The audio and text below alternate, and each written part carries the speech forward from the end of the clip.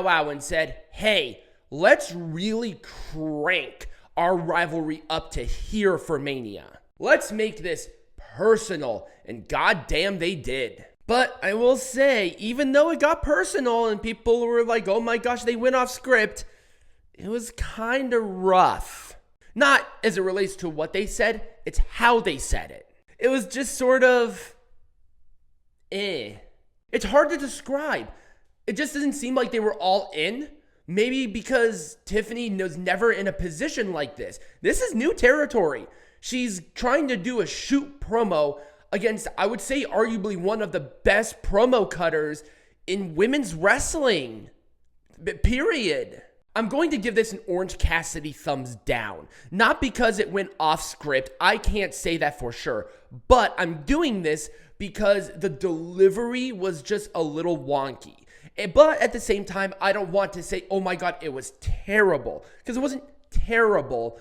I think it's just harder for me to see this when it's not kind of scripted because they looked uncomfortable. I think that was a perfect word for it. It looked uncomfortable. This match had a weird vibe. It just was. It was a number one contenders match for the tag team champions. Street Profits were on commentary. You know that these two can put on bangers. They deserve it. They are the next teams in line. But what the hell? This was so bizarre. I cannot put my finger on it. It just wasn't there. It never got out of this weird second gear. The Motor City Machine Guns won the match after Tommaso ran into an exposed turnbuckle and Chris Sabin rolled up Tommaso. I'll give it an Orange Cassidy thumbs up. The action was fine, but it just wasn't right to where the expectation was. B-Fab and Naomi was a fine match, but people are not talking about the history this WrestleMania match is going to be. Naomi was attacked a couple of times by Jade Cargill, continuing that rivalry. Naomi got into the ring and still won the match. It was with a modified lung blower.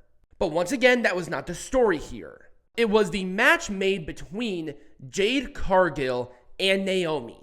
A one-on-one match, not for a title, at WrestleMania. If I'm not mistaken, and I double-checked through all of my notes, I double-checked through all of the Manias, and unless I missed something, this is going to be the first women's match that is not for the title, singles match at WrestleMania, and not in the main event. Does that seem insignificant? Maybe.